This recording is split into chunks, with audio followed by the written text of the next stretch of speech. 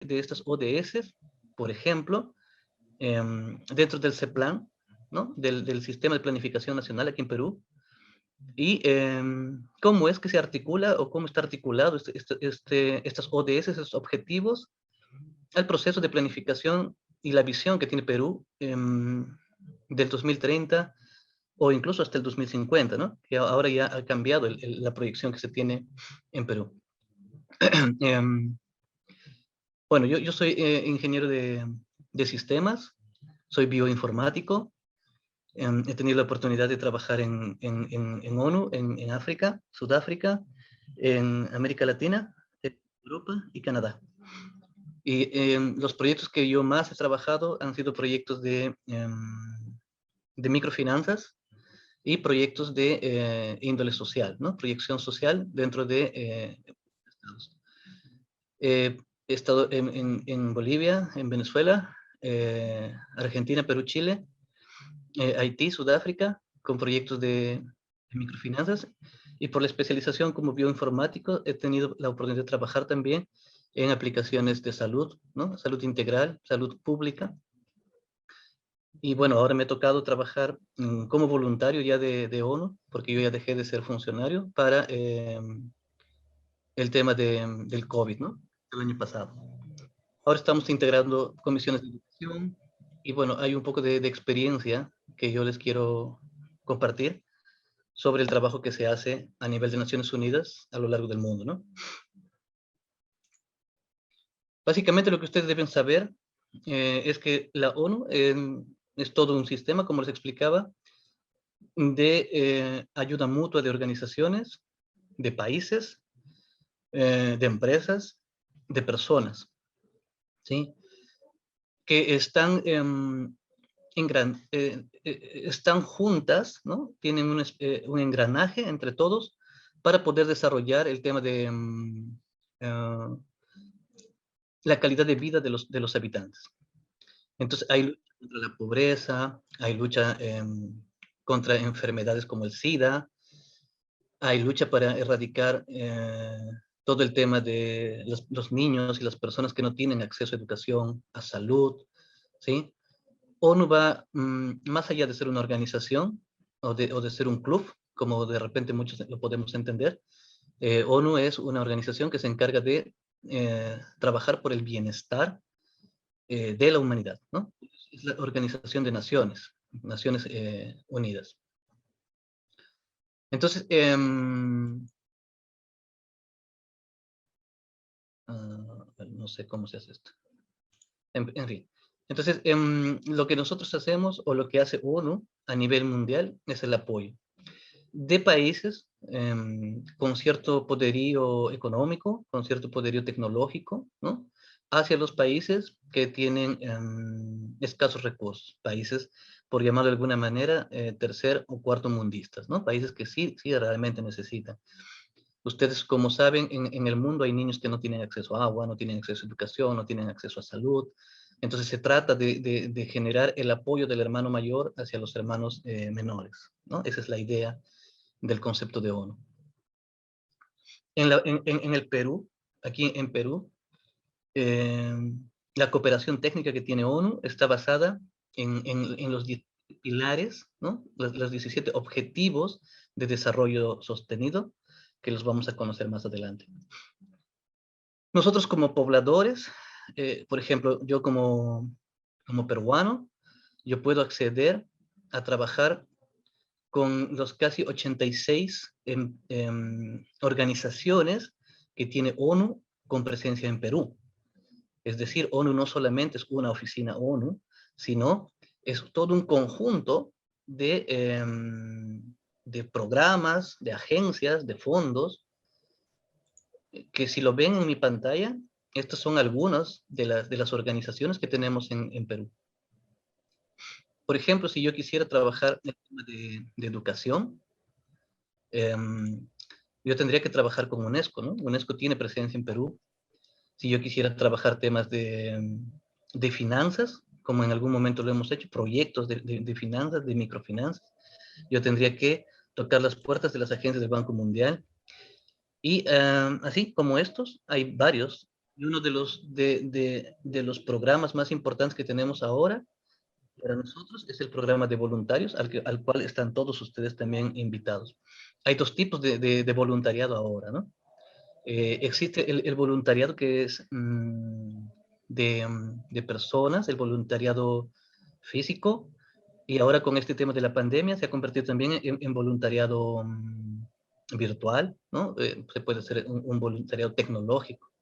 Entonces, nosotros también podríamos ser parte de esta función. Tiene también, lógicamente, el ser voluntario ONU, tiene prestaciones económicas y cosas muy importantes, pero más allá de eso, es el trabajar para los hermanos, ¿no? Para las personas que más necesitan en este momento de nosotros. Entonces, los programas más importantes que yo podría mencionar dentro de todas esas organizaciones es la organización de voluntarios, que es lo que hace que ONU sea lo que es, que funcione, ¿no?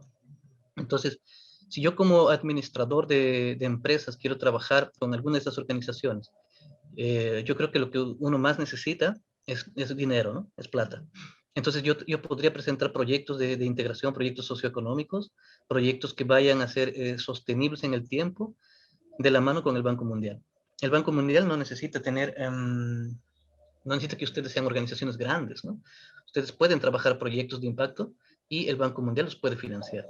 Yo puedo generar proyectos de educación y UNESCO nos puede ayudar, nos puede financiar. ¿No? De manera técnica, nosotros podemos empezar a trabajar con estas organizaciones. No tienen ningún tipo de costo, lógicamente, pero sí lo que se evalúa es que los proyectos ONU, los proyectos que se quieran contar con ONU, sean de impacto social, ¿no? Que sean para el bien comunitario. Eso es lo que se busca. Entonces, si el proyecto va por ahí, entonces es muy probable que nosotros tengamos el acceso al apoyo tecnológico, al apoyo técnico, al apoyo financiero que nos puede brindar.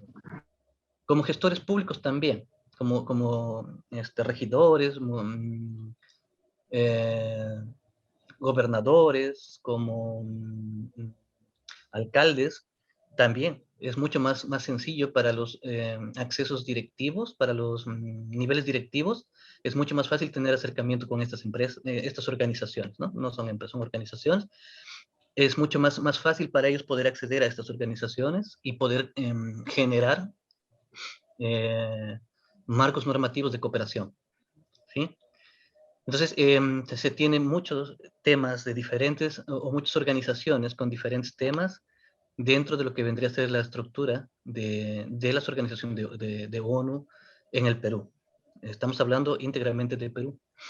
Entonces, todas estas organizaciones, lógicamente, dan la vuelta al mundo, pero yo tengo estas organizaciones también en el país, ¿no? Más allá, más adelante les voy a mostrar las páginas y los accesos que ustedes pueden tener para que ustedes se puedan comunicar con estas organizaciones y por ahí de repente pueden tener proyectos innovadores, proyectos interesantes que pueden llegar a una buena conclusión con el tema de ONU. Lo que yo hago en el país con estas organizaciones, si son de impacto importante, se salen al mundo, ¿no? O sea, la idea es que los proyectos ONU en el país se convierten en pequeños pilotos y si este genera resultados, luego se transforman en programas mundiales, ¿sí? Entonces, por ejemplo, de estas organizaciones que ustedes están viendo, muchas organizaciones, como las organizaciones de la educación, que son UNESCO, la FAO, ¿no? Que son organizaciones de agricultura y alimento, el ONU-SIDA, han sido organizaciones, son proyectos pequeños que han empezado a crecer a nivel mundial por el impacto que tienen y se han convertido en organizaciones, ¿no? Como pequeños ONGs que van trabajando de la mano con el Estado. Esa es la idea que nosotros debemos entender un poco de ONU como un conjunto de organizaciones que buscan el bien común en todo tipo del quehacer, ¿no? En todo tipo del quehacer diario del poblador. Entonces acá yo les voy a dejar en esta presentación algunas organizaciones para que ustedes las conozcan y luego les voy a mostrar cómo acceder a la información de estas organizaciones y ustedes puedan comunicarse con ellos directamente, ¿no? Bien, sobre los logros de ONU aquí en Perú, mmm, más que logros, porque en realidad no podríamos hablar de logros como ONU, porque son logros del Estado. En lo que ONU, por ejemplo, ha podido trabajar con el Estado peruano y con muchos países en Latinoamérica, es el acceso al desarrollo, a la vida sostenible, tanto a la producción y al consumo sostenible dentro de los marcos de la mejora del medio ambiente, ¿no? De reducir los impactos negativos sobre el medio ambiente. Pero para esto nosotros necesitamos empresas productoras eh, que respeten el medio ambiente y también necesitamos consumidores responsables, ¿no? El acceso a servicios universales básicos, que ustedes los conocen, ¿no? El acceso básico es agua, eh, saneamiento, ¿no? El saneamiento que nosotros debemos tener en una casa, que es agua, electricidad, desagüe. Luego tenemos la gestión pública eficiente, y esto es importante, ¿no? Porque la gestión pública eficiente y la confianza de instituciones es un tema muy importante en Latinoamérica, como ustedes sabrán, y los últimos problemas que hemos tenido a nivel nacional demuestran que Brasil y México son los países que tienen el más alto índice de malos gestores, ¿no? México y Brasil son los países que tienen el nivel más alto de corrupción en Latinoamérica, ¿sí? De ahí vienen otros países más. Entonces, Perú todavía no llega, digamos, a esos niveles de corrupción, como sí los hay lastimosamente en estos dos países que son punteros, ¿no? En la tabla de posiciones de este tema. Entonces, ONU también genera entornos, medios ambientes, en los cuales la ciudadanía también confíe en sus instituciones públicas. ¿Mm? Bueno, libertades ciudadanas y derechos de participación, esto lo van a encontrar mucho más apegado a lo que vendría a ser África, todo el continente africano, porque todavía en estos lugares existen muchos problemas de libertad, ¿no? Todavía en África todavía se esclavitud a niveles infrahumanos que de repente nosotros no tenemos ni idea, ¿no? Ni lo podemos imaginar, pero sí existen situaciones bastante deplorables, humano a humano, en estos continentes, ¿no? Además de eso, también la trata de personas, la trata de mujeres, etcétera, etcétera, que son problemas que nos toca a nosotros como gobierno, como Estado. Medio ambiente y protección a refugiados e inmigrantes. Se ha hecho muy poco con temas de protección a migrantes, por ejemplo, en el caso que tuvo Venezuela ahora, en estos últimos tiempos, ¿no? Nosotros estamos muy cerca de la frontera con Perú, aquí en Acre, y por ejemplo, sí hemos visto los grupos de personas que están saliendo de pobladores haitianos que salen de Brasil con la idea de poder pasar a su país, pero lastimosamente se han quedado, ¿no? Se están quedando en medio del camino porque no pueden pasar. Obviamente por el tema de la pandemia, obviamente por muchos temas legales, etcétera, de migración, pero no existe, digamos, presencia, ¿no? En este momento de ONU para decir, ya, vamos a ayudar, vamos a poner acá carpas, vamos a incentivar con alimentos, vamos a ver la manera.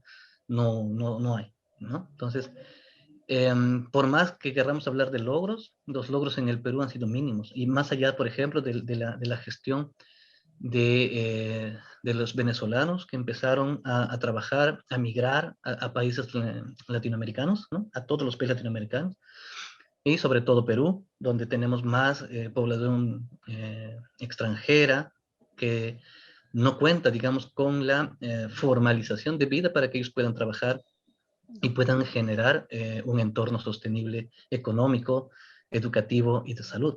Entonces, se ha hecho muy poco, pero también esto es por un tema de que el Estado tampoco actúa, ¿no? El Estado no se mueve en estos entornos y no soluciona. Entonces, acá tenemos problemas mucho más grandes que debemos ver, ¿no? Que debemos solucionar como país, como propuesta. Entonces, lo más importante para la ONU dentro de los países en el mundo, está remarcada, resaltada en estos 6 puntos, que son los puntos más importantes sobre los cuales se desarrolla todo el sistema de ODS o de Objetivos de Desarrollo Sostenible que vamos a poder ver más adelante, ¿correcto? Entonces, esto es importante para saber hacia dónde apuntar si es que yo quiero generar proyectos de impacto y de repente por ahí encontrar una forma de que uno nos pueda apoyar, ¿no? Con sus organizaciones. Entonces, es el acceso a medios de vida y desarrollo sostenible, eh, servicios básicos, gestión pública confiable, libertades, el medio ambiente, ¿no? Protección del medio ambiente y el tema de migrantes, que es muy importante, sobre todo en esta parte del continente. Sobre estos 6 puntos se genera los Objetivos de Desarrollo Sostenible, los ODS. Y estos ODS están basados también o están trabajados en el CEPLAN. Yo luego les voy a mostrar. Existe una comisión en Perú encargada de desarrollar estos ODS, porque los ODS son a nivel mundial, ¿no? Los Objetivos de Desarrollo Sostenible se trabajan a nivel mundial por todos los países miembros de la ONU y están dentro de sus sistemas de planificación a futuro. Entonces, actualmente Perú, por ejemplo, está tratando de implementar sus ODS con proyección al 2030 y al 2050. Esa es la visión que se tiene en este momento sobre los Objetivos de Desarrollo Sostenible, los ODS. Pero esto lo trabaja a todo nivel el Estado, ¿no? Con una organización que está directamente relacionada con ONU y desde ahí se genera todo el trabajo de planificación.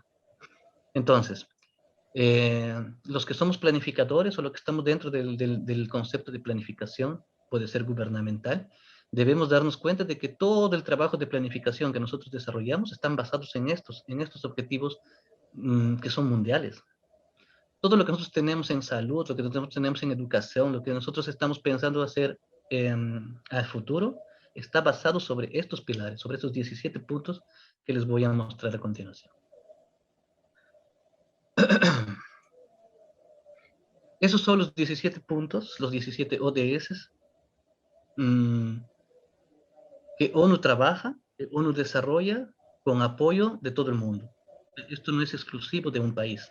Esto es una hoja de ruta con la cual uno va a avanzar durante todo el proceso de mejoramiento, ¿no? La idea de cumplir estos objetivos es la de mejorar el país, es de mejorar la población, de mejorar la economía y de esa manera sacar al país, al Estado, de un país tercermundista hacia un país de primer mundo. Esa es la idea, ¿no? Que todos los pobladores tengan un mejor acceso a una calidad de vida buena y de esa manera yo puedo empezar a crecer como país primermundista, ¿sí? O al menos tener ese perfil, tratar de llegar a eso, ¿correcto? Esos 17 puntos que estoy mostrándoles a continuación son los 17 ODS con los que se trabaja a nivel mundial, sobre los cuales están basados muchos sistemas de planificación en el mundo, incluidos los del Perú. Como ustedes pueden leer ahí, empezamos con el fin de la pobreza y debemos terminar con alianzas para lograr estos objetivos. Es decir, llegar a generar convenios interinstitucionales, convenios intercontinentales, convenios internacionales para poder lograr esto.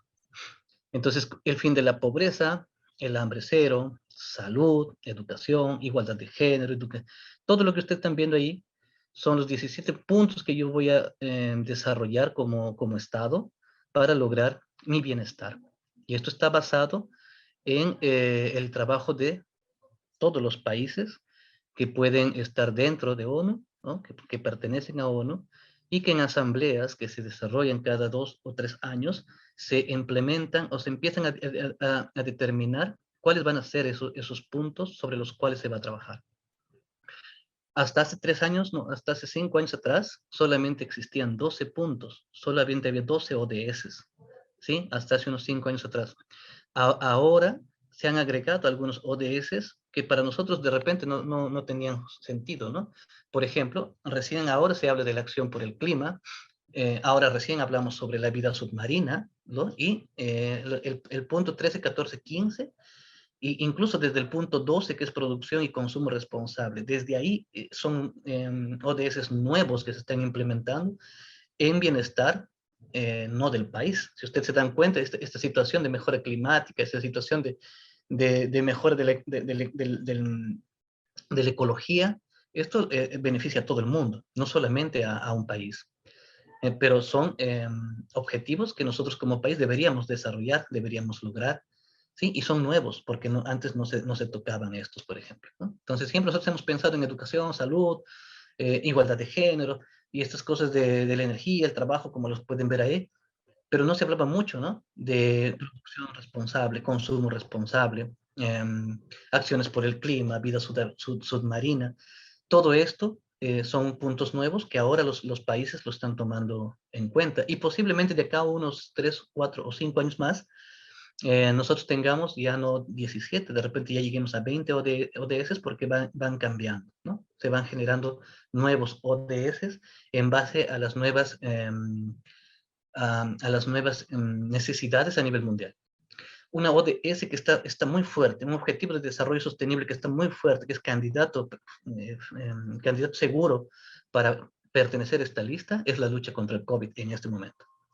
Entonces, ONU y las organizaciones mundiales están buscando formas de mejorar la calidad de vida de las personas dentro del marco de la convivencia con COVID, ¿no? Entonces, ahora me imagino que a partir del próximo año, dependiendo cómo se vaya desarrollando este proceso, COVID va a ser un ODS más, ¿no? Tan igual como se convirtió el SIDA en su momento, que tiene hasta incluso una organización como la que hemos visto, que es ONU-SIDA en esta diapositiva. Seguramente va a aparecer ONU-COVID, muy posiblemente, ¿no? Muy posiblemente va a aparecer ONU-COVID, que va a ser parte ¿no? de estos 17 objetivos. Entonces vamos a tener el objetivo 18 seguramente, y como les vuelvo a repetir, posiblemente acá 5 años ya no sean 17, sino se conviertan en 20 objetivos.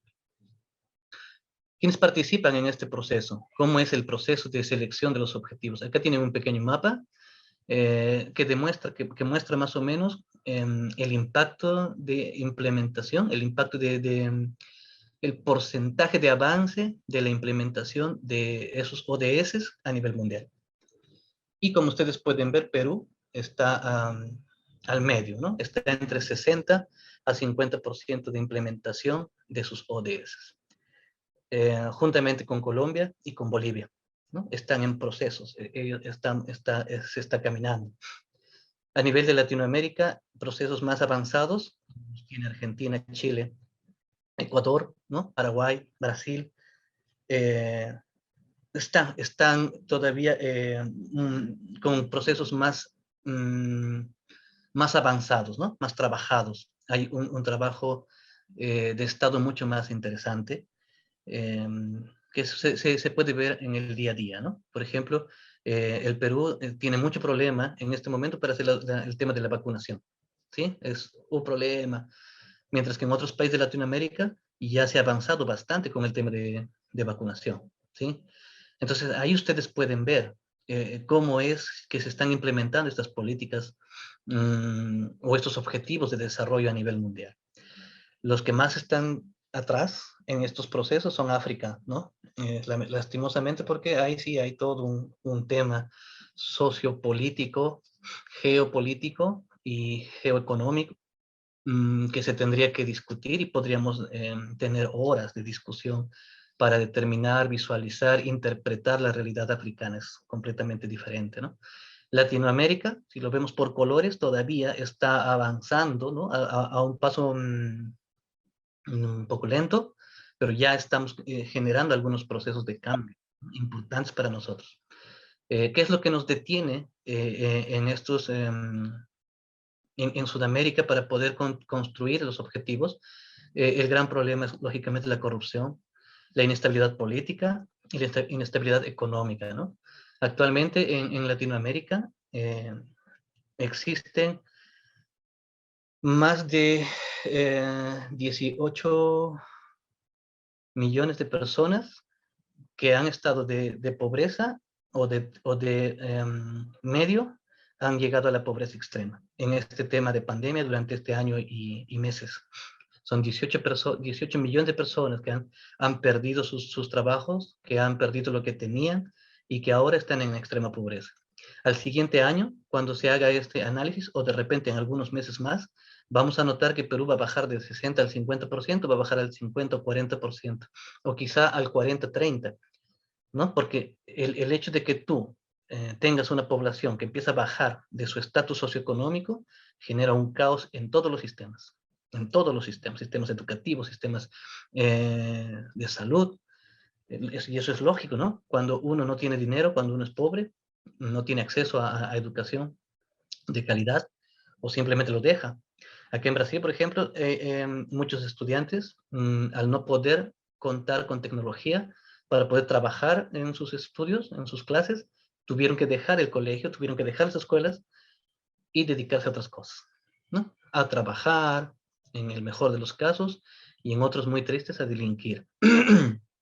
Y esto sucede, perdón, en muchos países de Latinoamérica, ¿no? En los cuales esa pobreza extrema ha llegado a los entornos más pequeños, a los entornos más vulnerables, que son nuestros niños y adolescentes. Entonces los ha dejado sin estudios, los deja sin alimentación. Al tener mala alimentación empiezan los problemas de salud, que tampoco se tiene unos buenos sistemas de salud. Eso lo demuestra también la pandemia. Y acá se genera todo un proceso en cascada de la degeneración del logro de objetivos. ¿Mm? Es importante entonces para nosotros ver que nuestro continente, específicamente si hablamos de Perú, Perú está en una brecha intermedia, está en un proceso, ¿no? Perú en este momento puede ser una economía fuerte, podría ser una economía poderosa, pero está en ese proceso todavía, ¿no? Y si ustedes analizan los datos de los últimos 10 años, Perú sigue ahí. Perú y muchos países de Latinoamérica están estancados en ese 50% de logros de objetivos, o sea que sí que no, porque tienen muchos problemas externos, muchos problemas adicionales que no dejan que el país avance. Muchos, no solamente bueno, el mal mayor es la corrupción, pero más allá de eso existen otros tipos de problemas que también generan problemas mucho más fuertes y que no dejan desarrollar o avanzar en el logro de los objetivos. Voy a analizar punto por punto cada uno de estos objetivos con información de la estadística. Quiero mostrarles más que el contenido textual de las diapositivas que les voy a pasar, les voy a compartir luego. Quiero que veamos algunos datos para que ustedes de repente vayan imaginando, vayan maquinando proyectos y se pueda implementar, se puede enviar estos proyectos para una formalización y de repente pueden salir, ¿no? Pueden salir a flote. En el tema de la pobreza, este es un cuadro del 2018-2019. Lo que ustedes tienen en la parte de las letras es el proceso, cómo está pensado, la planificación que se está pensando desarrollar en fin de pobreza. Lo pueden leer, no hay ningún problema, pero yo lo que voy a conversar con ustedes son los cuadros estadísticos, ¿no? Que son más importantes. Este cuadro nos muestra las posiciones en reparto de pobreza en América Latina. El más golpeado con este tema es Honduras, ¿sí? El que, bueno, está saliendo de la pobreza es Uruguay. Uruguay es un país que está muy bien visto. El desarrollo en Uruguay está muy interesante y muchos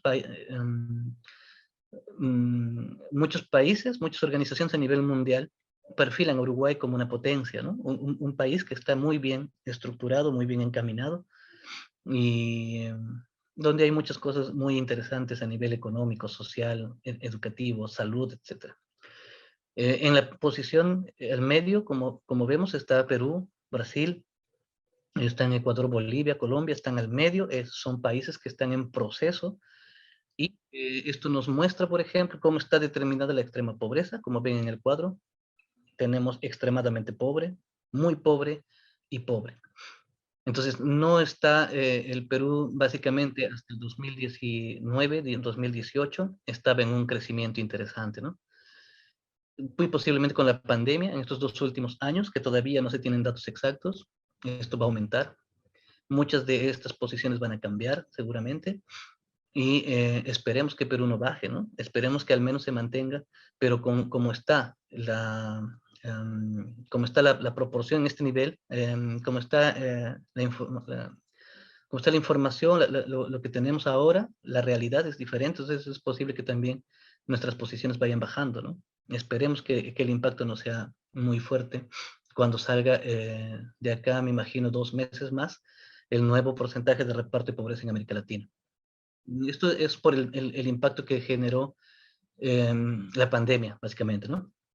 Entonces, hasta ese momento, hasta el 2019, no había, digamos, mucho, no era mm, muy malo, ¿no? El porcentaje, estábamos en medio de la posición porque estábamos en un proceso de crecimiento. Perú estaba muy bien perfilado, ¿no? Se perfilaba. Lastimosamente todo este proceso se ha detenido, va a cambiar, ¿sí? De todas maneras va a cambiar, pero esperemos que el cambio no sea tan impactante, ¿no? Vamos a esperar todavía los resultados que vienen a partir de los siguientes meses. El hambre cero es la lucha, lógicamente, mm, no solamente de la pobreza, ¿no? Sino la lucha de que las personas tengan acceso a la alimentación, ¿sí? Que tengan que comer. Básicamente es eso, porque existen pobres, pero también existe poca alimentación o poca alimentación de calidad o poca producción de alimentos en un determinado país que no ayuda, no satisface la necesidad. Tenemos un mapa de hambre del 2019 que también seguramente va a cambiar como con este tema de la pandemia. Y como ustedes pueden ver, Perú tenía entre un 5 a un 14, a un 15% de prevalencia de subalimentación, como lo ven ahí, en su población. O sea, más o menos al medio, ¿no? Siempre manteniendo ese estándar de estar al medio, de estar en esa línea, ¿no? De no ir a un lado o al otro. Estabas en proceso, en proceso. Esperemos, como yo les decía, que estas cosas se cambien, ¿no? Que cambien realmente y que el cambio no sea pues muy fuerte. Entonces, también estábamos en un proceso interesante en ese nivel en el cual nosotros estábamos en el medio, ¿no? El país estaba en un avance, en un crecimiento que todavía no se lograba consolidar, pero estaba en ese proceso, ¿no?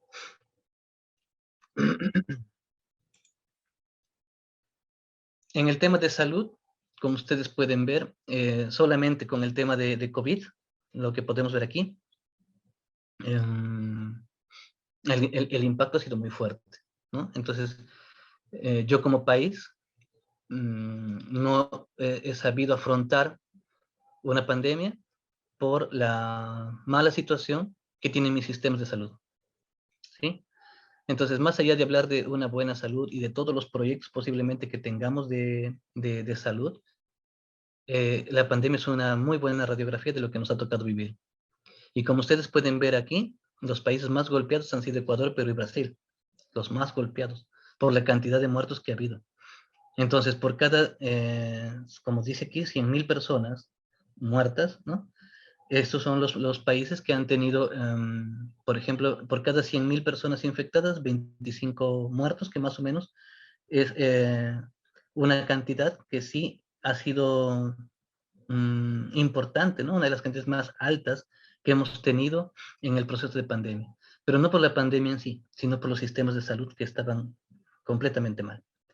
Entonces, aquí no hemos tenido crecimiento, ¿no? A nivel como país, como institución, no se ha tenido un crecimiento adecuado en temas de salud, en temas de educación, que lo vamos a ver más adelante, ¿no? Entonces, el impacto de la pandemia no ha sido por el desconocimiento del COVID, sino ha sido más porque el sistema de salud no ha funcionado, no estaba preparado o simplemente estaba abandonado, ¿no? Ha estado abandonado. Lastimosamente es así. Entonces, esos son los países que ustedes pueden ver más golpeados por este tema de la pandemia, ¿no?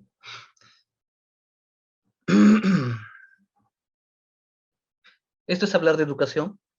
Quiero mostrarles, por ejemplo, cuánto nuestros países, cuánto generan de plata y cuánto invierten am, a su educación. Entonces, a nivel de porcentaje PBI, el Perú involucra muy poco dinero, igual que Brasil, igual que muchos países en Latinoamérica. La cantidad de dinero que se reparte para estos rubros de educación, salud, son muy pocos, ¿no? No, es casi nada, en comparación a otros rubros que sí reciben mucho más dinero. Entonces, yo les quería mostrar aquí, más o menos, lo que vendría a ser el gasto de dinero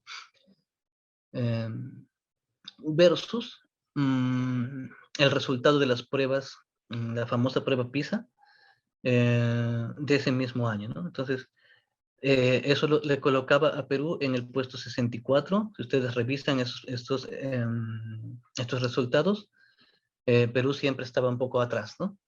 Pero al igual que muchos países en América Latina. Sin embargo, hay países, por ejemplo, como Brasil, que involucra un poco más de PBI que Perú, pero está mucho más abajo en rendimiento académico. Entonces, no se trata de ver que no se invierte mucho, sino que se debería invertir no cantidad, sino calidad, ¿no? Ahí hay una gran diferencia. Yo puedo invertir poco, pero lo invierto en calidad. Entonces va a mejorar ciertos procesos educativos que yo voy a tener. Lastimosamente, o se invierte poco, pero no se invierte en calidad, y ahí es cuando empieza el problema. El problema más grande, que es el logro, el no lograr el objetivo al que estamos tratando de llegar, ¿no? Entonces, esa es información que seguramente ustedes conocen, pero es un gran problema que tenemos en este momento, ¿no? En Latinoamérica en general. El proceso académico, el proceso educativo que tenemos en Perú, por ejemplo, en este momento es de un impacto muy fuerte, porque la población peruana, igual que la población boliviana, igual que la población ecuatoriana, son muy dispersos. Tenemos diferentes tipos socioeconómicos dentro de la organización del Estado, y esto ha hecho que muchos estudiantes, por ejemplo, no puedan llegar a hacer clases, por decirles un ejemplo en el tema del COVID de este año, por falta de un dispositivo, por falta de un celular, por falta de una tableta o por falta de una computadora. Y más allá de eso, es la poca o nada de conectividad que se ha generado en el país para poder afrontar estos retos, ¿no? Bolivia la pasa mejor. ¿Por qué? Porque Bolivia ha nacionalizado su empresa de telecomunicaciones, que es Entel Bolivia, eso es de ellos. Chile la ha pasado mejor porque tiene su propia empresa de telecomunicaciones nacional. Entonces ellos han implementado todo un proyecto de interconexión nacional. Ahora, por ejemplo, Bolivia, ustedes pueden ver por ahí, pueden comunicarse con algunos amigos allá, y hay lugares donde antes no había conectividad, ¿no? Por decirles algunos lugares muy alejados, y ahora sí cuentan con Internet.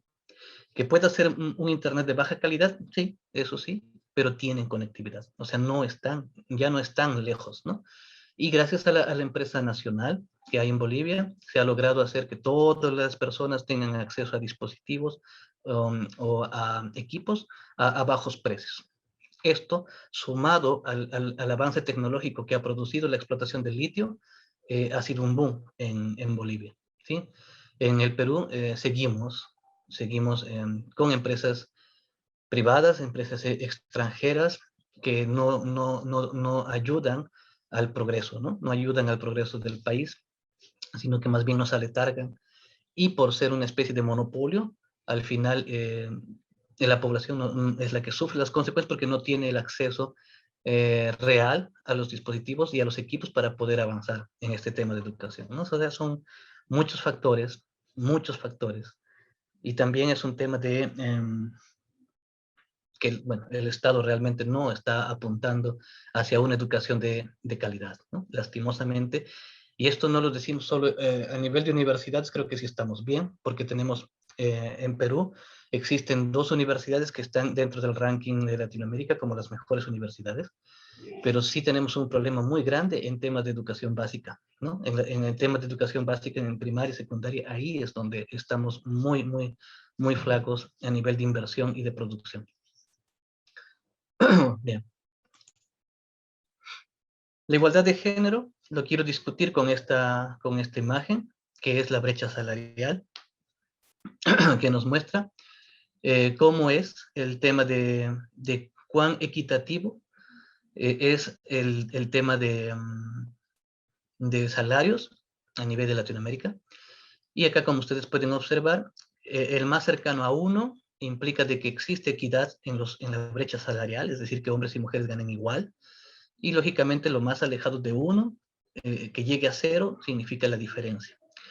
Y Perú está dentro de los países de Latinoamérica, está segundo, como pueden ver, porque la equidad está casi más allá de la mitad, ¿no? Como pueden ver claramente en el cuadro. Considero que más allá de los problemas que pueden haber en Latinoamérica, por ejemplo, de el machismo,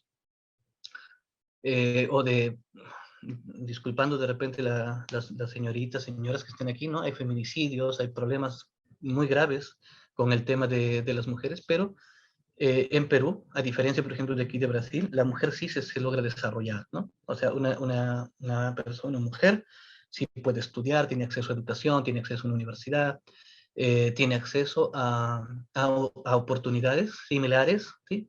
Es posible que no al 100%, eso es cierto, pero sí tiene acceso a diferencia de otros países, ¿no? Aquí en Brasil es difícil, es complicado que una mujer logre objetivos académicos muy altos, son muy pocas las mujeres, porque también es un país muy machista y que no permite, ¿no? Que en algunos sectores las mujeres logren lo que se busca, que es la equidad y es la igualdad, ¿no? Por ejemplo, por darles un ejemplo, aquí es bien difícil, ¿no? Es muy difícil que una mujer acceda a educación, acceda a una universidad, complicado. También porque tenemos un alto grado de embarazos, ¿no? Embarazos adolescentes, embarazos infantiles, ¿no? Es terrible la situación aquí, pero igual, se trata de avanzar. En el Perú todavía considero, creo, de manera muy personal, que sí existen oportunidades para las señoritas, para las señoras, para las damas, las mujeres allí. No estará de repente al 100%, pero está mucho mejor que en otros países, ¿no? Ahí tienen un cuadro que así lo demuestra y es una información del año pasado. Es una información que está actualizada. Agua y saneamiento. Acá lo que podemos ver en las imágenes es el acceso de, de los países hacia el tema de saneamiento dentro de sus hogares. Entonces, el Perú está con un 76% de personas que tienen acceso al saneamiento básico, ¿no? Que es agua y desagüe, es decir, que tienen agua y tienen un baño, como dice la imagen.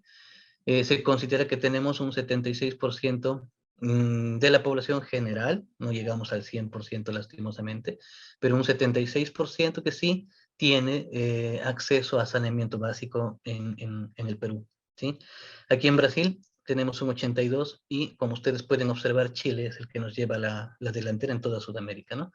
Se puede decir que en Chile hay más baños que en toda Latinoamérica, ¿no? Allá sí tienen una política de saneamiento y de catastro mucho más desarrollada que en otros países. Muy bien, ahí tenemos también la información de cuáles son los procesos que se van a desarrollar, ¿no? También lo van a poder revisar, lo van a poder leer. Esto es algo importante que yo quería compartir con ustedes, es el punto 7 del tema de energía, ¿sí?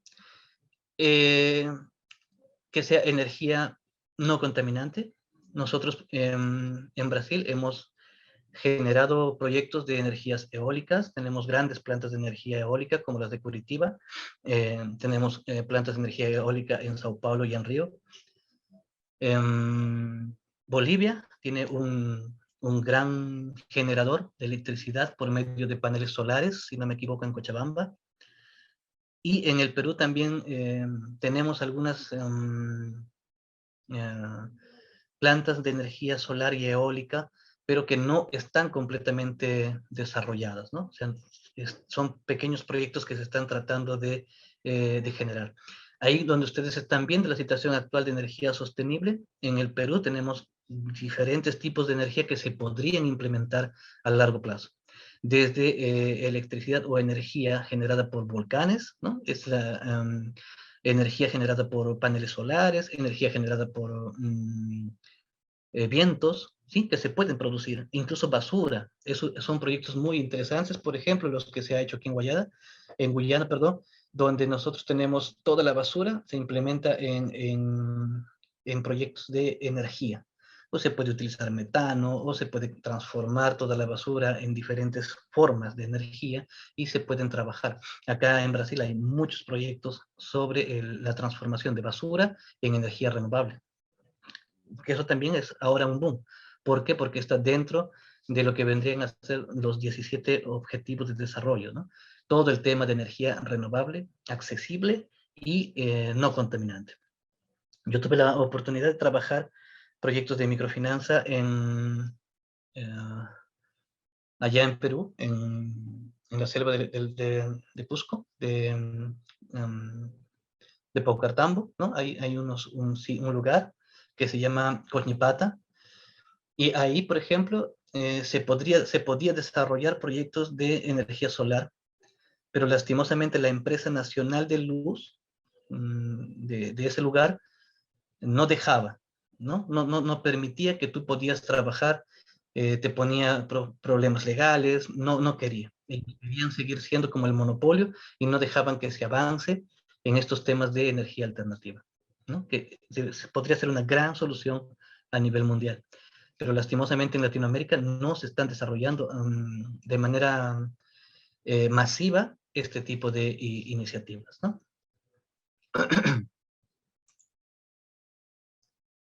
Muy bien. El tema de trabajo, acá yo les quería decir, más allá de todo lo que ustedes van a poder complementar, tengo aquí el nivel de satisfacción laboral.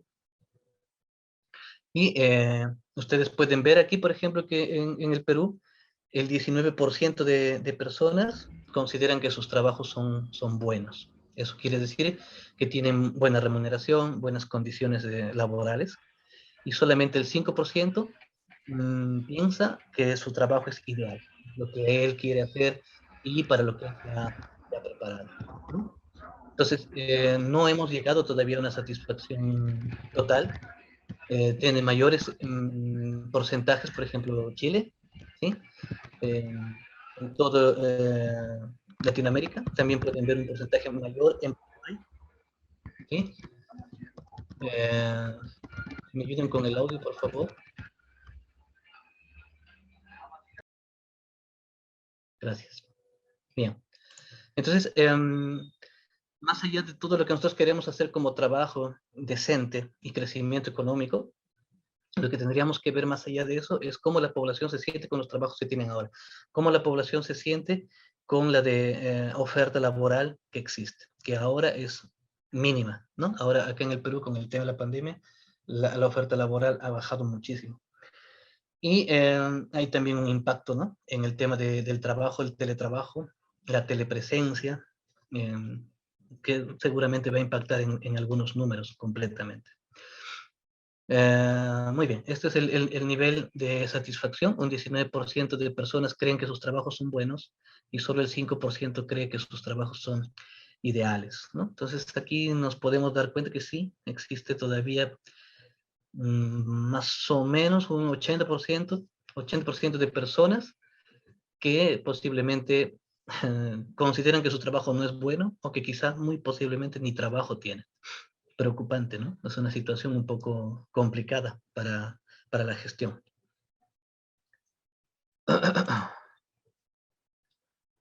En innovación, en industria, como ustedes pueden ver, Perú está en el puesto 76 de los países innovadores de América Latina. Este es un mapa del 2020, como lo pueden observar, y dentro de los países que nosotros conocemos, el que tiene la cabeza de lo que es innovación es Chile, ¿sí? El caso de Chile es bastante conocido, creo que todos sabemos qué tipo de país es Chile, cómo está progresando a nivel económico, social, educativo, ¿no? Y se considera dentro de esta lista de los países de Latinoamérica que nosotros tenemos, es el país que tiene mayores indicadores de innovación a nivel de general, ¿no? Tecnológico, educativo, salud, social, etcétera, etcétera.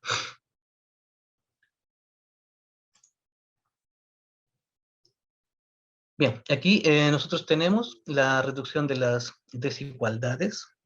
Eso quiere decir, más o menos, el tema también de género, ¿sí? Podríamos hablar acá de las desigualdades en todo aspecto, desigualdades económicas, desigualdades de género, desigualdades sociales, y más o menos el Perú, en el coeficiente de Gini, Gini es un coeficiente que mientras más cerca a cero, es mucho mejor, ¿sí? Es un coeficiente que ustedes lo pueden revisar, que mide que mientras más nos acerquemos al cero, el cero es ideal.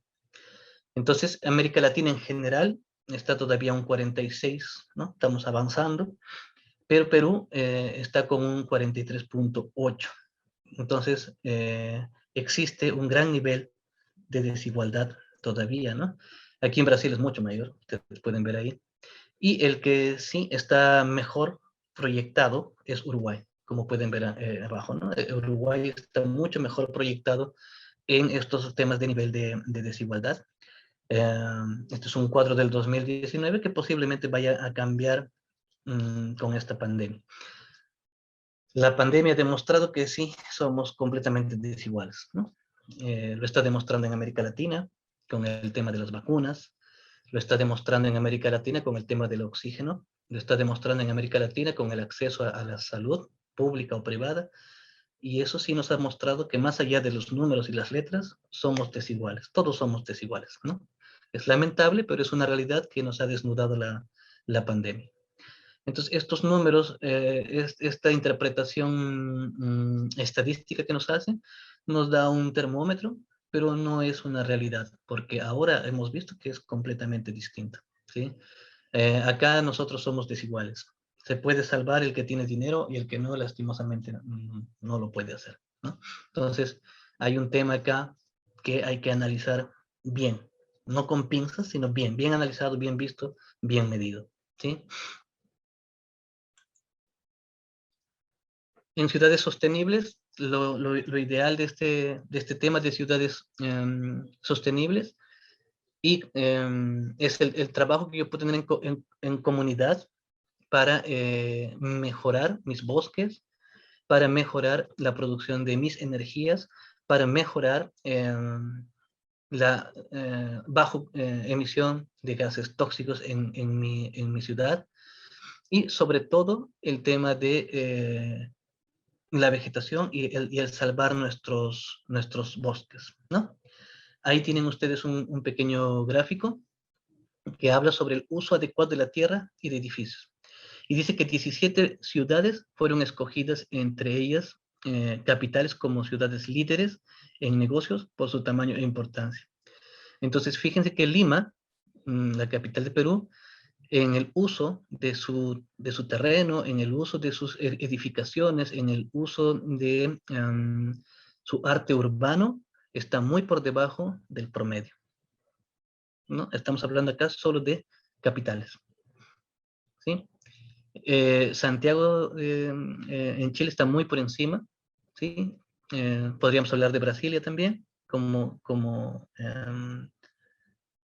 capital de acá, de Brasil. En México, en Centroamérica, existen países que están muy por encima del promedio del manejo de sus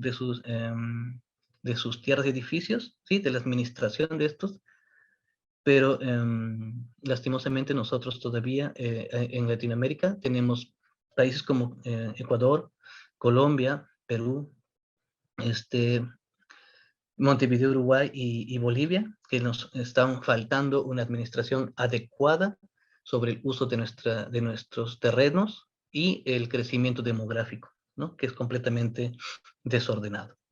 Entonces, esto, si se ordena, si se podría ordenar dentro de una reglamentación posiblemente y de una ejecución efectiva, podríamos cambiar y desarrollar ciudades y comunidades sostenibles.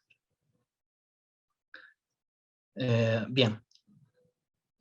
Producción y consumo responsable es básicamente que las empresas puedan producir de manera, como dice ahí, responsable, valga la redundancia, y también que las personas empiecen a consumir productos, empiecen a consumir de manera responsable todo lo que compran.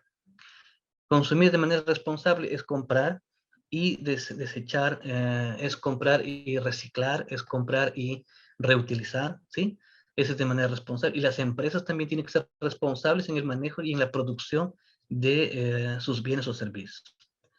Entonces, podríamos de repente mejorar cadenas de producción, podríamos mejorar la generación de los productos y de repente podríamos producir un impacto en nuestra comunidad para que podamos desarrollar proyectos de este tipo. La producción y el consumo responsable se han vuelto muy importantes ahora, ¿no? El año pasado y el año 2019, si no me equivoco, en Perú, hubo una gran acogida sobre el tema de no usar bolsas, ¿no? Bolsas de plástico, no usar los sorbetes, tratar de trabajar con bolsas reutilizables. Hubo toda una campaña. Entonces, eso más o menos es una forma de generar producción y consumo responsable dentro de la comunidad. Yo les dejo algunos números aquí para que ustedes puedan ver cómo es que se está desarrollando hasta el momento la generación de productos de manera responsable y el consumo también.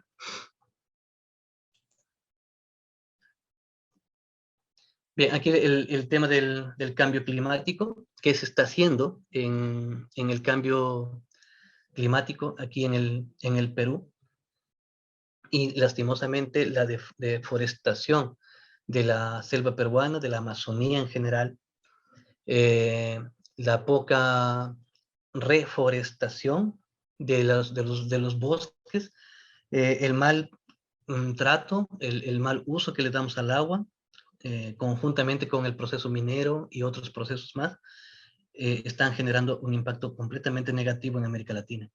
Nuestros bosques están cada vez más pequeños. Un impacto muy fuerte es el que se está dando, por ejemplo, allá en Puerto Maldonado con el tema de la minería ilegal. Aquí en Brasil, el gran problema que nosotros tenemos, más allá de la tala de árboles, es el sobrecalor que tenemos y los incendios forestales que ya empiezan desde abril, mayo, junio, julio, agosto, ¿no? Entonces, perdemos hectáreas inmensas de bosque, pero no paramos, ¿no? Lastimosamente no hay forma de parar esta situación. En algún momento va a ser irreversible. Hace 15 días atrás, como ustedes habrán visto en las noticias, se ha desprendido un bloque del tamaño de Nueva York de la Antártida, ¿sí? Y esto es preocupante, ¿no? Es bastante preocupante porque la situación, cuando este bloque se empiece a desprender y empiece a deshielar, va a hacer muy posiblemente que el nivel del mar suba. Entonces, ya estamos llegando a temas climáticos que va a ser de acá a poco muy difícil de poder manejar. Les dejo algunas cifras ahí para que lo puedan revisar y de repente por ahí tenemos algunos proyectos interesantes. La vida submarina es el plástico. Esto es un tema muy importante que nosotros debemos ver porque lastimosamente en todo el proceso que tenemos, el gran problema que existe en los mares en este momento es la producción de plástico.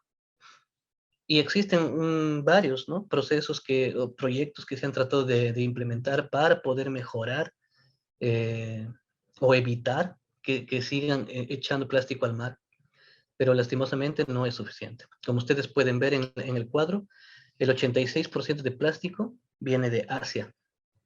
El 86% de plástico lo generan los asiáticos. Y en Sudamérica, nosotros producimos el 4.8 de plásticos que llegan al mar. No estamos tan mal, ¿no? O sea, tenemos todavía una brecha importante, un número importante muy bajo, que debería ser cero, pero no estamos tan mal como, por ejemplo, está África o está Asia. Nosotros todavía nos mantenemos. Y miren, Norteamérica y América Central solo manejan o solo producen el 0,95 de plásticos que están flotando en el mar. Esta es una muy buena alternativa, ¿no? Esta es una muy buena alternativa. Eh, Entiendo que ustedes allá es costa, si no me equivoco. Entonces, ustedes pueden generar proyectos para evitar justamente que los plásticos lleguen al mar, ¿no? Sería muy, muy importante para la mejora de la vida submarina que tan impactada por este tema de plástico está. Vida y ecosistemas terrestres. Aquí lo que quiero que vean es el tema de la deforestación, que cada vez es mayor. Les he dejado aquí la pérdida de bosques de estas regiones que tienen aquí en el mapa, del 2001 al 2017. Entonces, las hectáreas de bosque que se han perdido, 415.000 hectáreas en San Martín, y en La Libertad, 933 hectáreas. Ahí tienen todos ustedes unos cuadros. Las ciudades más importantes ahí, por ejemplo, Cusco, 73.000 hectáreas de bosques perdidos. ¿Mm? Y Madre de Dios tiene 186.000 hectáreas. Ahí, como pueden ver, la foto de fondo es esa deforestación que está viendo por el tema de la minería ilegal. En el cuadro que tenemos abajo, tenemos la información de la deforestación por países, ¿no? Por país.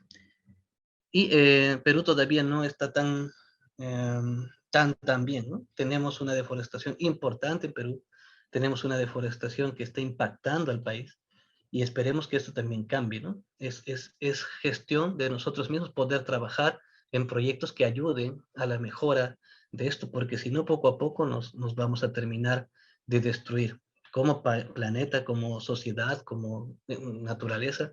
Es lamentable la situación que estamos pasando en América Latina.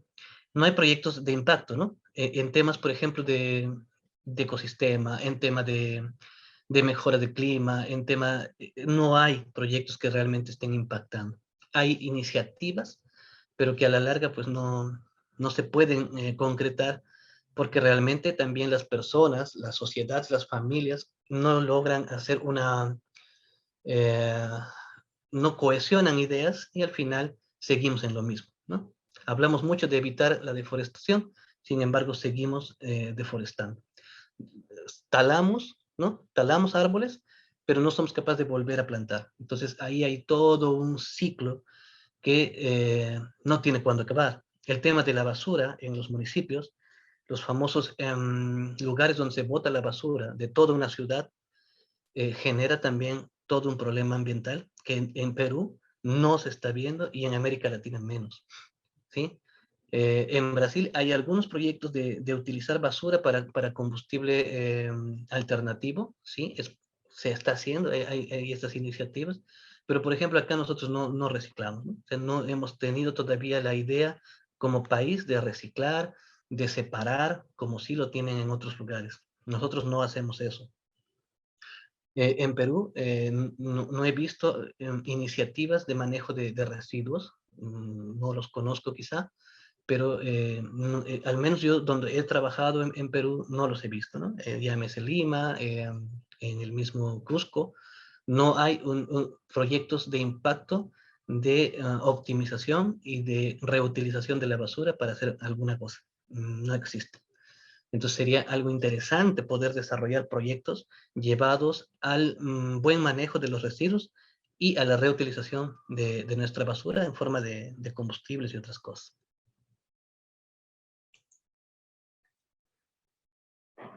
Paz, justicia y todo lo que es el tema, como ustedes pueden ver, tenemos un gran problema en el tema de corrupción, ¿sí? Y nosotros en Latinoamérica, hablando del bloque Bolivia, Perú, Ecuador, Colombia, Brasil, sí tenemos niveles de corrupción bastante altos, ¿no? No somos el país más corrupto, no somos los países más corruptos, supuestamente, pero sí estamos dentro, como les decía, Brasil y México son los países con mayor corrupción a nivel de Latinoamérica. Son los que tienen mayor problema con esto. Eh, Hablar de esto ya es entrar en un tema bastante discutible, Podríamos hacer tertulia toda la noche sobre este tema de corrupción. Ustedes lo conocen, todos en Sudamérica conocemos este problema y sabemos a qué nos está llevando, ¿no? El problema de la corrupción es básicamente el cáncer que no permite que nosotros como país empecemos a despegar, ¿no? Ese es el problema. Está en nosotros poder cambiar, en todos nosotros, eh, y yo espero que así sea, ¿no? Que pronto ya tengamos una América Latina con índices de corrupción más bajos y seguramente esto va a hacer que nosotros podamos salir adelante como continente o como país, ¿no? Es un gran problema, es el tema de corrupción. Y si a eso le ligamos el mal manejo de la justicia, la corrupción también en los poderes de justicia que tenemos en nuestros países, es, es un problema muy grande, ¿no? Entonces, hay mucho que hacer en este tema. Si hablamos de corrupción, es muy posible que la conversación se politice, ¿no? Entonces no nos llevaría a nada. En cada uno de nosotros está, y esperemos que esto mejore, ¿no? De todas maneras, para el bien de todos nosotros. Sería interesante hacer proyectos sobre estos temas de corrupción. No soy jurista, no se me ocurre, pero debe haber formas de generar proyectos a nivel que impacten, digamos, en el tema de corrupción, que aminoren el tema de corrupción y que generen mayor confianza de la población hacia sus gobiernos, ¿no? Yo creo que sí, debe existir, debe haber forma. Sería interesante poder implementar ese tipo de proyectos. Bien, y finalmente el tema de las alianzas. Bueno, ONU busca alianzas a nivel financiero. Ustedes como pobladores también pueden buscar alianzas financieras para desarrollar sus proyectos.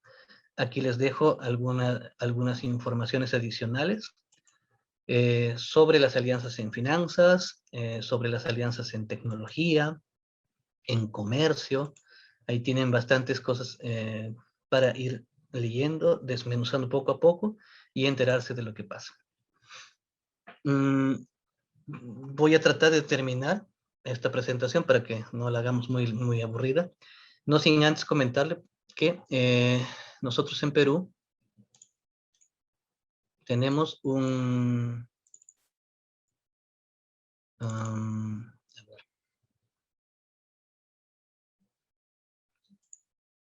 les había comentado que en el Perú nosotros tenemos un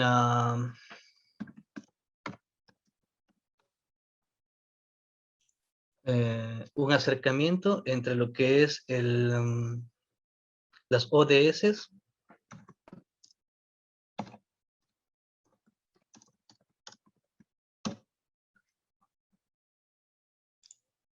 permítanme por favor compartirles esta información.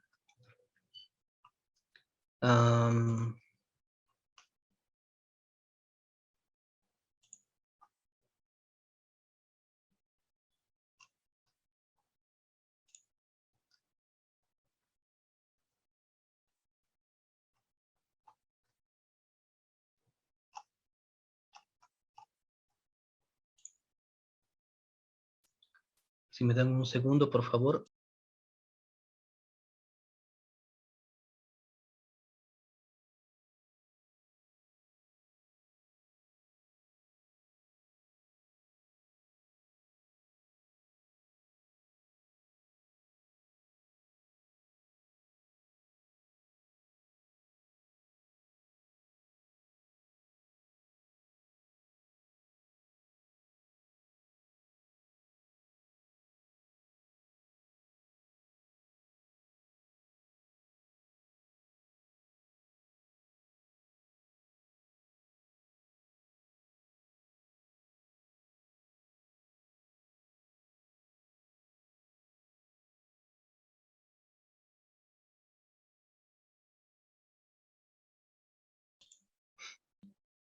Esta es la página que ustedes pueden visitar para que ustedes vean el informe que se presenta del cumplimiento de las ODS y de cómo se está elaborando, cómo se está trabajando el cumplimiento de las ODS hacia el 2030.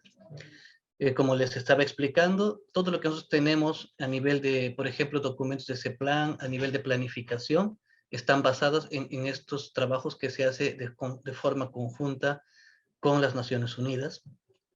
El documento está aquí para que ustedes lo puedan descargar.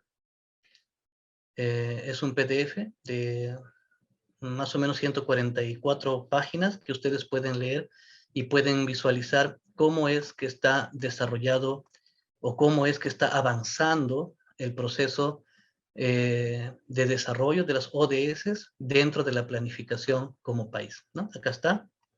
Ustedes pueden encontrar los diferentes puntos que se trabaja como país. Esto lo hacen todos los países, sin excepción, ¿sí? Lo que sí es interesante es que Perú fue uno de los países que lo hizo más rápido, fue uno de los primeros países. Acá pueden encontrar ustedes la visión del Perú al 2050, información muy interesante. Y este capítulo es importantísimo, ¿no? Los consensos para el tema del COVID y de cómo tratar de sobrevivir con este tema y de mejorar la calidad de vida de los pobladores después de la pandemia, ¿no? Es un documento oficial, lo pueden descargar de la página y lo pueden ver, como les decía, para determinar cuál es el avance real que tenemos de lo que estamos planificando como país hacia el 2030. ¿Sí? Este es el link. Se los voy a pasar por aquí por el chat.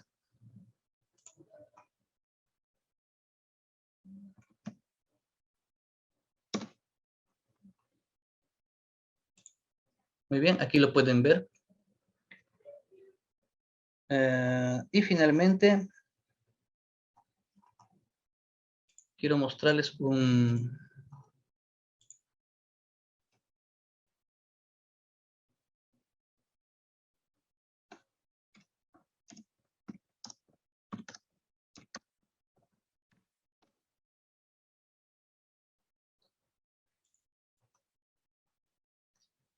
Cuando empezamos la transmisión, yo les había explicado que ustedes podían hacer, podían pedir información a ciertas organizaciones dentro de su país. Aquí está. Y este es el listado de organizaciones que ustedes tienen en Perú. Se los voy a compartir también por el chat.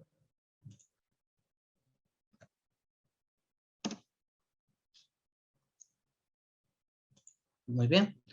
Aquí está la lista de organizaciones que les había presentado hace un momento y ustedes pueden leer para qué sirve, cómo funciona cada una de estas organizaciones y si yo tengo algún proyecto en mente, cuál de estas puertas puedo tocar. Acá ustedes tienen la página web, tienen su fanpage y también tienen la información de contacto para que ustedes puedan ponerse en conversación con estas organizaciones dentro de su país. Bien, el tiempo nos ha quedado corto y yo espero de verdad haber podido ayudar con algún tipo de información sobre este tema de ONU. Es importante, como conclusión, recalcar que la información que nosotros manejamos de ONU, básicamente, es la de la gestión de proyectos. Yo debo entender que lo que voy a trabajar con ONU es gestionar proyectos y puedo tocar puertas, como decía, de organizaciones especializadas en algún tema que yo quiera desarrollar. Tema de educación, como les decía, puede ser UNICEF, tema de salud, temas de finanzas con el Banco Mundial. Aquí está la información, se los he compartido, lo pueden revisar y simplemente si yo tengo algún proyecto interesante, podríamos tocar las puertas de estos lugares para poder desarrollar dichos proyectos. Bien, no los canso más, yo les agradezco muchísimo vuestro tiempo, vuestra atención, agradecer a mi maestro, el doctor Mirko, por esta gran oportunidad que me da y espero haber abierto un poco las mentes de ustedes para que ustedes vean cómo funciona Naciones Unidas, cómo es que se trabaja y que es una organización que muchos satanizan, pero que en realidad lo que tratan de hacer es ayudar a los países que están en procesos, ¿no? A los subdesarrollados, tercermundistas, como los quieran llamar, que están en proceso de mejora y de desarrollo. Yo les agradezco por su tiempo. Yo dejo al moderador. eh, Espero sus preguntas y muchas gracias por su tiempo. Muchas gracias, Luis Paul. Mira, hay una pregunta ahí, dice, ¿qué proyectos se han realizado o están realizando en la actualidad en el Perú, en la ONU, ¿no? ¿Qué conocimiento tienes de algún Sí, proyecto? se tiene 23 proyectos en el tema de salud, sobre todo en los proyectos que tienen que ver ahora con el tema de COVID y el financiamiento de apoyo de sobre todo personal médico y enfermeras que han llegado al Perú para apoyar con el tema de la pandemia. Existen también personal médico que ha tenido que salir del Perú para apoyar en otros países llevados justamente por ONU. Esos 23 proyectos de los que hablo es básicamente proyectos en salud tirados al tema de COVID. Pero lastimosamente con este tema de la pandemia ya no hay más proyectos ni de índole financiero, no hay proyectos de infraestructura, todo está lastimosamente paralizado ahora, ¿no? Sería bueno, yo creo que ustedes son administradores entendidos en finanzas, sería bueno implementar proyectos para reactivar economía, porque eso es lo que está faltando en Latinoamérica. No hay planes de reactivación conscientes y realistas, no tenemos. Entonces sería muy interesante que ustedes puedan desarrollar proyectos y tocar las puertas del Banco Mundial y por ahí de repente salen cosas muy interesantes, ¿no? Esos básicamente los proyectos que tenemos, son 23 en salud. Justamente el documento del PDF que los muestro es para que ustedes puedan leer, ahí está detallado qué proyectos son, cómo están funcionando y quién está financiando. Muy bien. En los últimos, dice acá un Sergio Rey, dice que en los últimos años la ONU ha perdido protagonismo, dice en nuestro país, la protección de los peruanos ya no es la misma en la década pasada respecto a la misma. Dice, pero dice, ¿cómo una persona, un ciudadano puede involucrarse en un proyecto de los IPG? Dice, ¿cuál es el proceso, no? Para poder involucrarse en un proyecto de la ONU, quién lo presenta, un grupo de ciudadanos, una persona, un profesional, ¿no? Una universidad, una organización. ¿Quién es? Correcto. El proyecto ONU está abierto para cualquier poblador del mundo. No es necesario ser una empresa, sino más bien tener la iniciativa. Como les comentaba en la presentación, es la iniciativa, ¿no? Entonces, si yo tengo la iniciativa de poder desarrollar proyectos financieros, proyectos educativos, se puede presentar con estas organizaciones. Lógicamente ellos tienen un trabajo de evaluación, ellos ven temas de ratios, analizan, y si el proyecto es interesante, es viable, ¿no? Y ellos lo financian directamente con ustedes. Sí puedo hacer yo como Estado, es decir, yo puedo agarrar como director de un colegio, puedo agarrar como alcalde, puedo agarrar cualquier persona, lo puede hacer, ¿sí? Entonces, ustedes tienen las puertas abiertas en ONU para que ustedes puedan trabajar. Cualquier proyecto, no lo piensen como proyecto propiamente dicho, piénsenlo más que todo como una iniciativa que va a solucionar algo. ¿Que perdió protagonismo? Sí, lastimosamente ONU, ese es un tema ya de filosofía, ¿no? Que podríamos nosotros discutir, pero no es igual. La ONU de hace tiempos atrás ya no es igual. También porque se han perdido los proyectos, ¿no? Las iniciativas ya no son las mismas de antes. Antes se presentaban mucho más proyectos de iniciativa que ahora ya no hay. Ahora ONU se ha vuelto más como una especie de organización de ayuda que busca voluntarios. Justamente acá, si ustedes quieren apoyar a ONU, tenemos acá el programa de voluntarios que ustedes pueden participar, pueden viajar, pueden conocer. Yo considero como exfuncionario que esa es la mejor forma de trabajar con ONU. Empezar como voluntario y luego empezar a ascender si es que me interesa mucho. En Perú sí hay oficinas de ONU, pueden trabajar ahí, pero como cualquier poblador eh, común, yo puedo presentar mi iniciativa a cualquiera de estas organizaciones que les muestro en pantalla, que también les he compartido, toquen la puerta y si el proyecto es interesante, seguramente que van a tener una respuesta positiva. Muy bien. Por acá nos pide esto por acá viste una Yolanda Regalado, nos pide que active en el audio. ¿Podrías Sí, activar el audio? ¿me copia? Sí, Sí, ¿me escucha? sí, te escuchamos. Sí, en realidad no he podido cambiar mi nombre. Omar Guzmán les saluda. Buenas noches con todos. Hola, hola Omar, ¿cómo Sí, estás? ¿cómo está, doctor Mirko? Buenas noches. No, para hacer un comentario y una pregunta. Bueno, en primer lugar, agradecer y felicitar al ingeniero Leopold. De verdad que una información de primerísima mano y muy importante. Los datos que nos ha mostrado, ¿no? Cuán importante es medir la estadística, los datos, analizarlos para poder controlar, dirigir y mejorar cierta situación de beneficio para el país y para el mundo, ¿no? Muy claro, de verdad que de esto sale muchas ideas para, por ejemplo, el manejo de residuos sólidos, de la basura, hay proyectos, ¿no? Quisiera hacerle una pregunta, ¿no? Tal vez es mi percepción, pero ya hicieron una pregunta anterior, ¿no?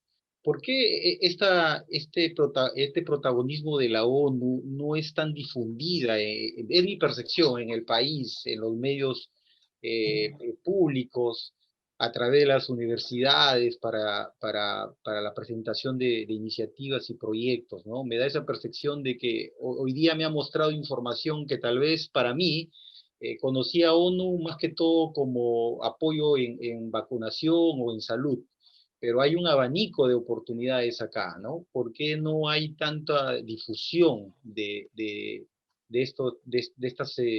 estas oportunidades o de apoyo que se da, ¿no?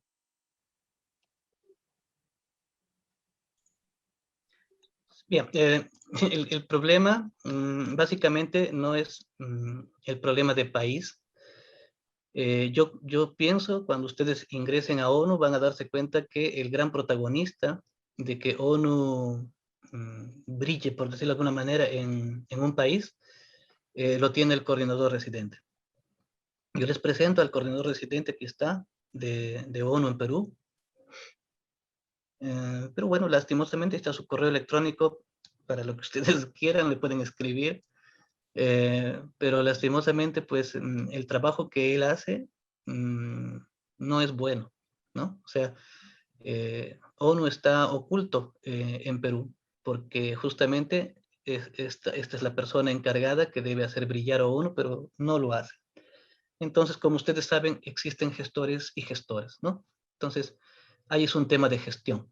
ONU podría hacer muchas cosas en Perú, pero lastimosamente no se da justamente por los niveles ejecutivos que existen allá, ¿no? Se ha quedado, se ha enfriado ONU por Igor, pero cuando yo trabajaba en la época de Tomás sí era muy diferente la percepción que se tenía de ONU en Perú. Entonces, ese problema de ONU no es un problema de Estado, ¿no? Es un problema básicamente de coordinación, de coordinador. Si ustedes desean, pueden ver, pueden escribirle, ahí está su correo, consultarle, ¿no? Cuáles son los proyectos que se está haciendo en Perú y seguramente yo creo que sí les va a contestar. Pero el gran problema que tenemos en Perú y en Latinoamérica y en muchos países donde trabaja ONU es el coordinador, ¿no? Es la persona que debería, pero a veces no hace pues bien su trabajo, lastimosamente, ¿no? Ahora, acá muchas gracias, Liu. Omar, ¿alguna duda más sobre tu pregunta? Pasamos a la siguiente. Parece que todo bien. Dice acá, Sandra Aragón, dice, tengo un proyecto social que se está ejecutando con éxito y que pertenece a la ODS 5, ¿no? ¿Cómo podría presentarlo a la ONU? Dice señorita Sandra. Correcto. El proyecto social se está voy a tratar. ejecutando, ¿no? Se está ejecutando y dice que está pertenece al objetivo de la ODS 5. ¿Se puede presentar? ¿No se puede presentar? ¿Tú qué opinas? Sí, ese es un proyecto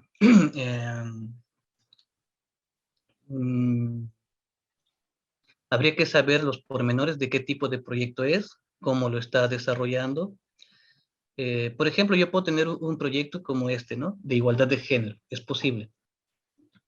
Pero de repente lo que yo necesito es dinero.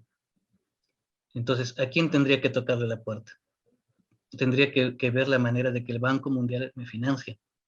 Entonces, habría que determinar, habría que ver cuál es la naturaleza del proyecto, qué es lo que están haciendo, cómo es que funciona, para poder orientar en qué sentido o dónde puedo tocar, porque va a depender de lo que necesite el proyecto, ¿no? Eso es lo que, de repente yo trabajo igualdad de género y por algún motivo necesito, estoy viendo en igualdad de género que las mujeres son menospreciadas, son golpeadas, y necesito defender a esas mujeres. ¿Qué necesito? Necesito un abogado. Entonces tengo que tocar las puertas de las organizaciones jurídicas que tiene ONU. Entonces hay que determinar, sería interesante ver qué tipo de proyecto y qué es lo que necesita para determinar hacia dónde debemos ir y qué puerta tocar. Pero no es difícil, ¿no? Solamente es identificar qué necesito y qué puedo necesitar. Por ejemplo, igualdad de género. Yo estoy viendo un grupo de mujeres que no tienen acceso a educación. Entonces, tranquilamente yo puedo generar una parte de ese proyecto que sea con referente a UNESCO, única y exclusivamente para la capacitación y la educación de mujeres maltratadas, mujeres abandonadas, ¿no? De ese tipo. Entonces, sería bueno de repente si nos podríamos compartir en algún momento y yo le podría indicar hacia dónde puede ir y a qué personas puede buscar, ¿no? Eso sería básicamente.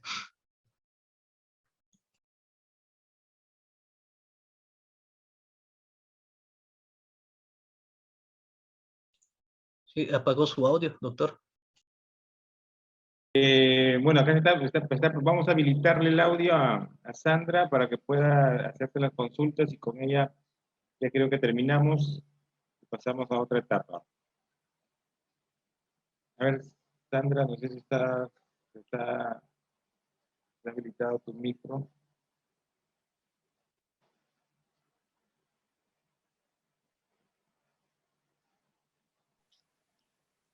Hola, buenas noches, doctor, buenas noches, y agradecerle al ponente, la verdad ha estado muy ilustrativa la ponencia.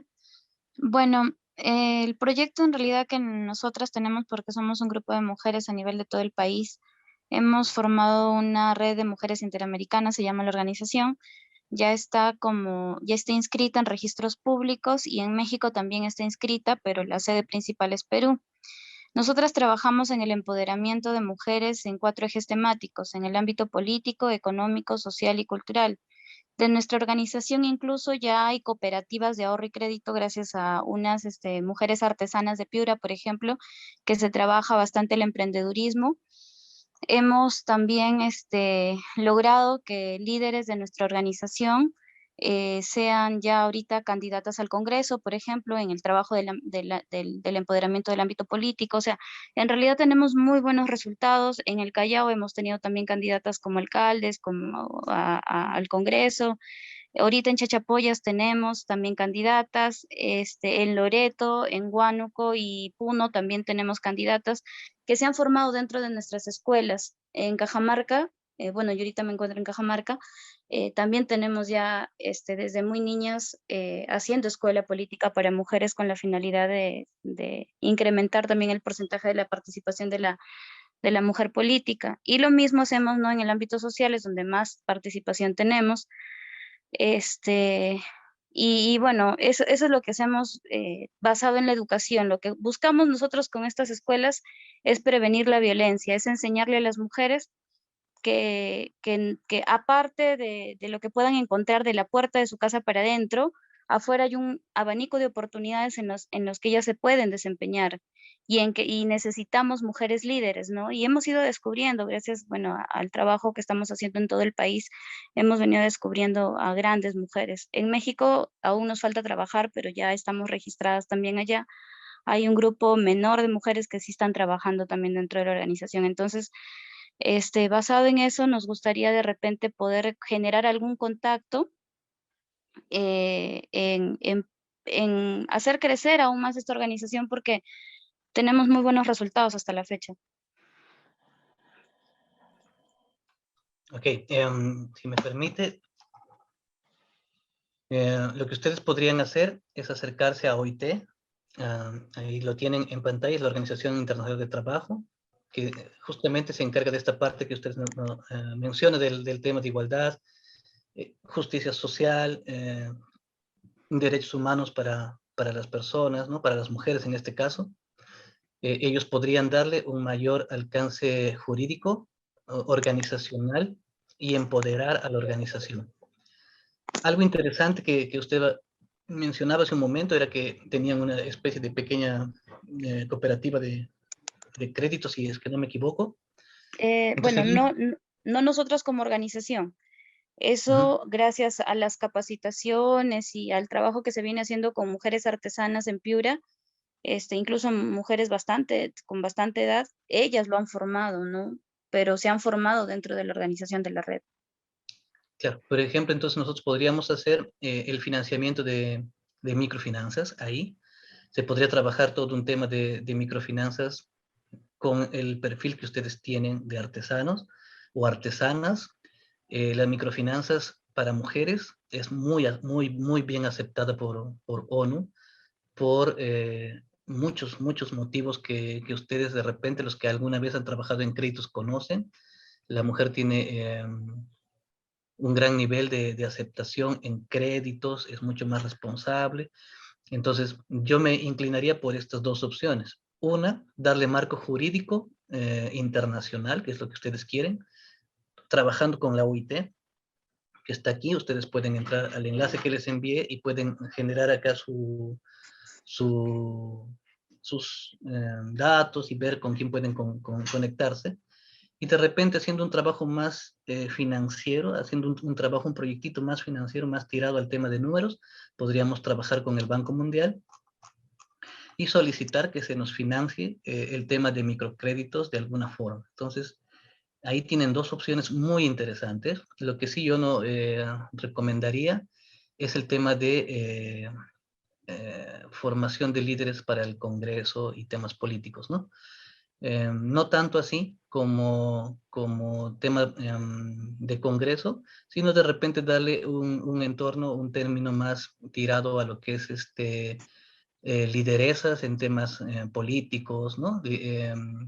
Encaminarlo así, no mucho como temas al Congreso, porque ahí sí ONU rechaza esos temas de políticas y cosas así, ¿no? Entonces, yo pienso que podría ser por esos dos medios, trabajarlo así, como organización, utilizando la OIT para el marco normativo, y de repente ayudar con el Banco Mundial el financiamiento de microcréditos, y ustedes serían un boom, ¿no? Eso sería algo muy bueno. Y si ya tienen presencia en Latinoamérica, como me dice que en México y en otros países ya están organizadas y fundamentadas, entonces esto es un gran movimiento que ya es una iniciativa a nivel internacional que sí se puede ver con buenos ojos, ¿no? Entonces, sería interesante poderlo trabajar a ese nivel. Yo les recomiendo trabajar con OIT, con la Organización Internacional para el Trabajo, para el marco normativo, y el tema de sus pequeños emprendimientos financieros lo pueden hacer con el Banco Mundial. Eso sería muy bueno, ¿no? Sería excelente. Ojalá que sea así y que puedan lograr el objetivo que están buscando. Sí, solo para aclarar, si bien es cierto, lo que hacemos es formar líderes políticos mujeres, más no nos involucramos con un partido político específico, ¿no? O sea, dentro de la organización hay egresadas de la Escuela de Liderazgo Político de la organización que pertenecen a diferentes partidos políticos. Y una consulta, si yo ingreso a la OIT, ahí están los pasos de repente a seguir para poder pedir ese apoyo o al Banco Mundial, ¿cómo saber o conocer ese proceso? Bien. Para englobar la primera parte, el tema político y de candidatos al Congreso debería ser perfilado en este sentido: gestión pública eficiente y confianza en instituciones. ¿Sí? Más allá de la formación de líderes, debería ser esto el objetivo, la gestión pública eficiente. Y la gestión pública eficiente está basada en personas correctas, en personas bien formadas, cero corrupción, ¿no? Eso se forma en vuestras escuelas. Entonces, yo sería de la idea de orientarlo más hacia ese tema: gestión pública eficiente y confianza en instituciones. La otra parte, sobre el contacto, ustedes ingresan, por ejemplo, en este caso a OIT, ingresan a la página y seguramente van a tener, por ejemplo, forma de conectar. Ahí debe haber un teléfono, un correo. Simplemente es tocar la puerta y comentarle esto a las personas o a la persona que les atienda. Aquí está la dirección en Lima, acá está el teléfono y el correo, ¿no?, de OIT, porque no hay un skill, no hay un modelo de cómo yo agarro el proyecto, porque como les digo, ONU evalúa y de tu proyecto pueden salir de repente otras cosas que uno no ve y deben ser organizados, orientados por otras instituciones. Por lo que tú más o menos me explicas, a grosso modo, yo te puedo decir que esas son las dos organizaciones que yo elegiría. Pero estas dos organizaciones, una vez que le expliques a más detalle lo que tú haces, de repente hasta te van a mandar con la FAO, por decir algo, ¿no? Con la Fundación de Alimentos. Entonces, eso ya es un tema de especialista. Entonces, yo les recomiendo que ustedes puedan entrar a estas páginas, ver los contactos en Lima, acá está, los números telefónicos, contactarse, preguntar justamente lo que ustedes me están preguntando: cuál es la forma, cómo se presenta, y ellos les van a orientar, y después de sus evaluaciones, conversaciones, qué sé yo, seguramente les van a decir si se puede, no se puede, o tienes que ir por este lado, y cosas así. ¿Sí? No es un proceso difícil, solamente es cuestión de, como les decía, tocar puertas, consultar, y si sale. Si ya es un proyecto tan grande como el que mencionas, eso de hecho que ya está encaminado, sí se puede hacer, ¿no? Gracias. Vamos a intentarlo. Gracias. Ok, hay una última pregunta de la licenciada Lili. Dice: ¿cuál es el porcentaje de efectividad de los proyectos que realiza la ONU para mejorar los objetivos de desarrollo sostenible de cada país? Mil disculpas que estoy en mi sala, pero está una lluvia tremenda acá en Chiclayo, Luis. No sé si me escuchas bien. Sí, acá estamos igual.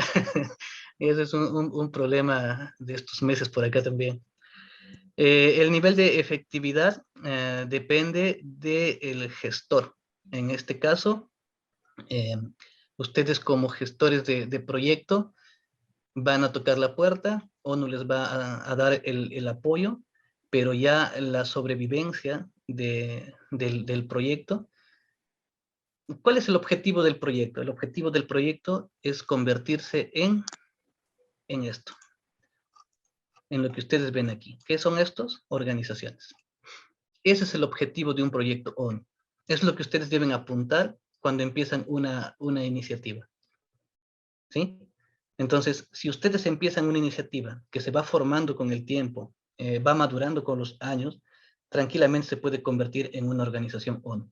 Puede estar dentro de la estructura de ONU, con sus propios presupuestos y todo lo que enmarca tener una organización. Ahí yo podría decir que la gestión ha sido 100% efectiva. ¿Sí? Muy diferente es generar un proyecto para ir a tocar puerta y que nos donen dinero, que nos regalen, ¿no?, dinero o algo así.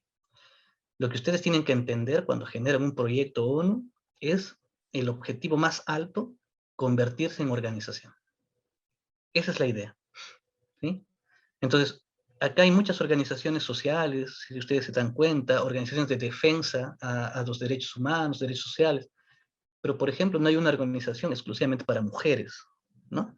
No hay, como un ministerio de la mujer, algo así no existe en ONU, no hay, porque se genera a las poblaciones vulnerables que lógicamente atienden mujeres y niños, ¿no?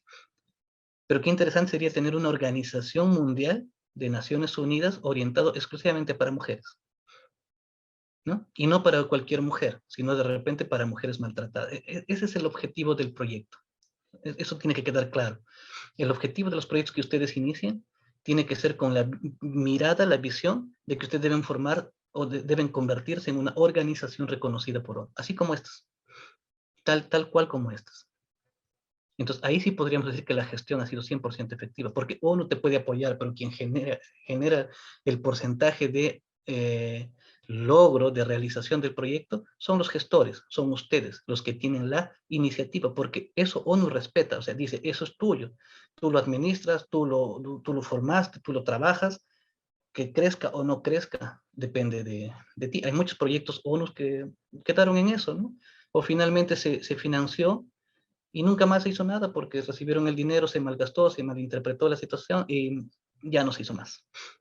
Entonces, si nosotros hablamos de un porcentaje de proyectos que son efectivos, para mí, desde mi punto de vista, el proyecto efectivo es aquel que logra convertirse en esto, en una organización de ONU, en parte de ONU. Eso sí es un proyecto. Y existen varios proyectos en el Perú que están teniendo estas salidas, estas alternativas como organización. Si no, no. Entonces, ¿de quién depende el porcentaje de optimización, el porcentaje de realización del proyecto? Depende del que lo genera, del que lo gestiona, del que lo inicia, ¿no? Del papá del proyecto, que son ustedes básicamente. ONU es un medio, ONU es simplemente un medio de poder entrar, conocer organizaciones que nos pueden ayudar, nos pueden dar la mano, pero los que gestionan el proyecto son directamente ustedes.